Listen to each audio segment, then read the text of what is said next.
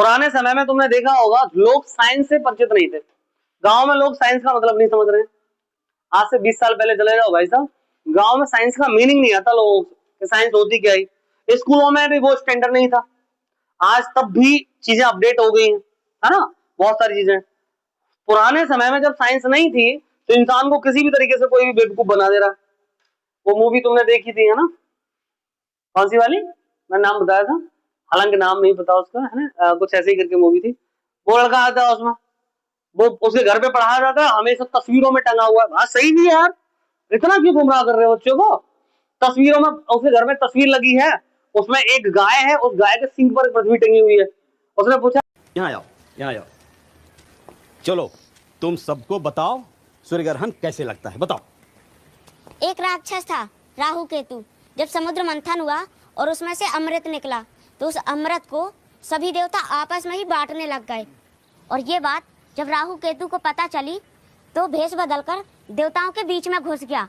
और जैसे उसने अमृत को पिया, चांद भगवान और सूर्य भगवान ने उसका भेद खोल दिया और फिर विष्णु भगवान ने उसका सर धड़ से अलग कर दिया। इसी कारण सूर्य ग्रहण पड़ता है। जाओ जाओ जाओ जाओ जाओ। तो ये पढ़ाते हैं आप लोग इन बच्चों को? Who is the science teacher है?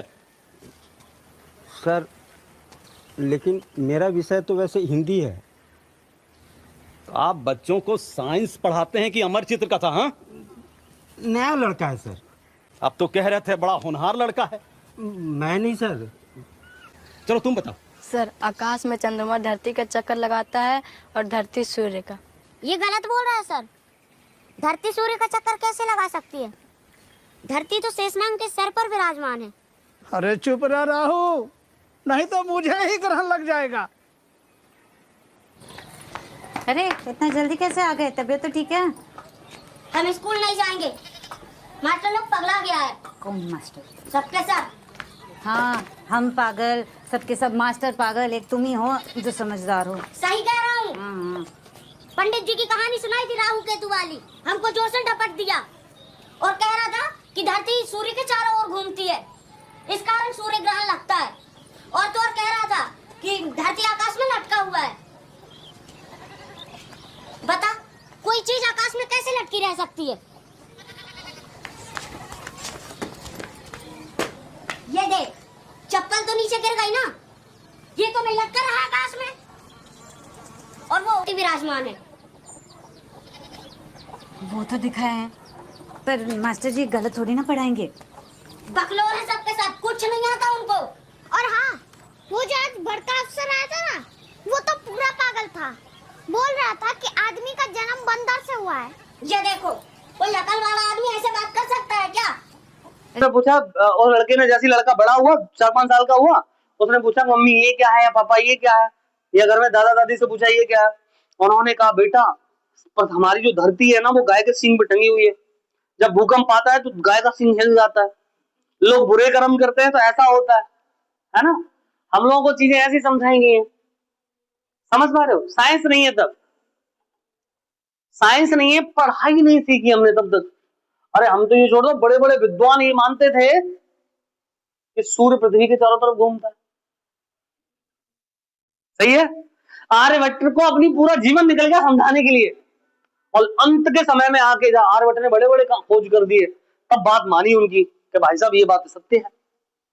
तब तक बड़े बड़े लोग अपनी टसन में, क्यों, ये नेक्सस लड़का।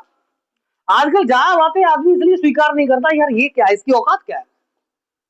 आर्यभट्ट ने नालंदा के बड़े बड़े लोगों को, नालंदा में लोगों नहीं, बड़े बड़े विद्वानों को, बड़े बड़े महर्षि वहां गुरु हुआ करते थे, उनको बात समझाई कि आर्यभट्ट की बात ही नहीं सुनने यार। वो तू कौन है रे, है? तेरी क्या इज्जत है। वो वाली बात है कि तुम उच्च पद पर बैठे हुए हो, निम्न तबके का इंसान है, उसने कोई अच्छी बात भी कह दी है, पर स्वीकार नहीं कर पा रहे, उसको एक्सेप्ट नहीं कर पा रहे।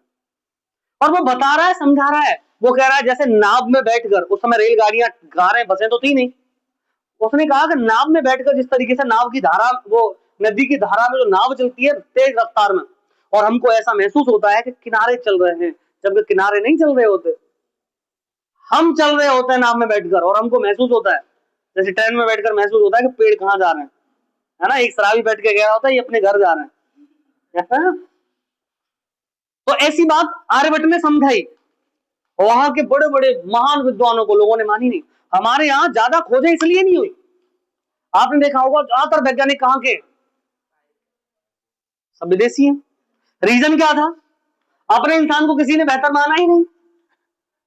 जिस समय कलाम ने एक्सप्लेनेशन दिया था, लोगों को अब थोड़ी सी बुद्धि आई तो किताबों में आना हो गया। आज से 5 साल पहले 10 साल पहले तो बात ही नहीं थी, चल रही थी।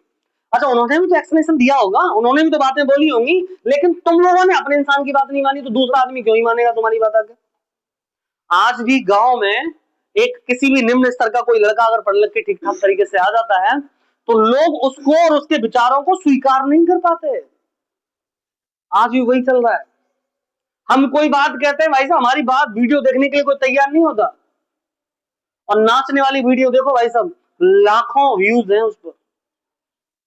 एक महिला, एक लड़की ऐसी फूर पड़े की वीडियो बना के डाल देनी, वैसा उस पर व्यू है। और एक अच्छी वीडियो आप डाल दो जो आपके बच्चों के लिए, आपके फ्यूचर के लिए अच्छे काम की हो, उसको लोग एक्सेप्ट स्वीकार नहीं करना चाहते। समझ पा रहे हो?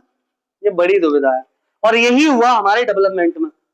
हम लोगों का विकास नहीं हुआ, इसके पीछे का कारण यही था। लोग हारते कैसे पता है? तो उसके आसपास के लोग उसको हराते हैं। अब मैं किसी पार्टी से संबंधित नहीं रखता हूं, पर राजकुमार भाटी ने कल परसों एक बड़ी अच्छी बात कही थी कि सपा को हराने वाले लोग कौन है। उसने कहा खुद सपा के ही इंसान। क्यों? क्योंकि एक विधानसभा में या एक जिले में जहां एक एमपी की सीट है, वहां सपा के दावेदार 10 हैं, उसमें से किसी एक ही इंसान को सीट मिलेगी सब जानते हैं, और किसी एक को सीट मिलती है और सपा के 9 कार्यकर्ता या 9 ही कैंडिडेट जो दावेदार थे वो उसके खिलाफ हो जाते हैं, हार जाती है, क्योंकि वो स्वीकार नहीं कर पा रहे इसको क्यों मिल गई भाई। और यही हर जगह अप्लाई होता है। हम राजनीति में कोई मतलब नहीं है, लेकिन हम तो एक वो बता रहे हैं कि चीजें ये हैं, सही मायने में ये बात क्लियर है।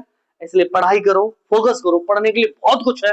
और मैं बोल रहा हूं, अगर आप 9th में हैं या कोई भी बच्चा आने वाले समय में 9th में, तो 9th से अपनी पूरी जान लगा दे। 9, 10, 11, 12 पूरी जान लगा दे, जितनी भी ताकत लगा सकता है उतनी ताकत लगा दे, ठीक है। क्योंकि जब आप पढ़ेंगे, विकास होगा, डेवलपमेंट होगा तुम्हारे अंदर, तभी समाज, आने वाली पीढ़ी बदलेगी। नहीं पुराने समय में कोई भी इंसान आके और कंडे पर ग्लिसरीन और मतलब केमिकल मिक्सर डाल के ना, ठीक है, KMNO4 का इस्तेमाल करके, दोनों ग्लिसरीन और KMNO4 आप दोनों मिला दीजिए, थोड़ी देर के लिए ऐसे ओम क्लीम ब्लीम साउंड डाई कर दिया, थोड़ी देर में आग लग जाएगी। वो सारी की सारी केमिकल रिएक्शन है। बात समझ में आगे कि नहीं आगे? है ना? एक बर्तन को ऐसे लेंगे और देखा दिखाएंगे, तो मैं उल्टा करके खा लिए, देखो तो वो खा लिए, ऐसे दिखाएंगे खा लिए। और किसी के माथे पर कैसे बोलो टन टन टन, तुम 3 बार टन टन कर दो, कोई मंत्र मत पढ़ो, और वो तो कहेंगे पता नहीं कौन कौन से मंत्र पढ़ेंगे, अरे मतलब ये फलानी भूतनी फलानी चुड़ैल, ऐसे 3 बार टन टन करेंगे उसमें, और फिर ऐसे निकाल के आएंगे, उसमें एक धूल नीचे गिरेगी, उसने कहा देखो ये धूल के रूप में भूत निकल के आया बाहर। हाई स्कूल में जब आए तो उनको पता चला कि कोई भी मेटल मरकरी के साथ रिएक्शन करती है तो क्या बनाती है? अमलगम बनाती है, और अमलगम वही रेत की तरह होता है। तो जब साइंस बच्चों ने पढ़ी तो उन्होंने ऑब्जेक्ट उठाए, देखो ये उल्लू बना रहा है तुमको। समझ आई बात नहीं? तो कुल मिला के उल्लू नहीं बनना है, साइंस पढ़नी है पूरी ताकत से और आगे की तरफ बढ़ना है। बात क्लियर है ना? क्या तुम लोगों की टाइम हो गया क्लास का? कितने हो गए? 9:30। लड़के हो रहे हैं परेशान, यहां से कल करेंगे class start. Okay, thank you.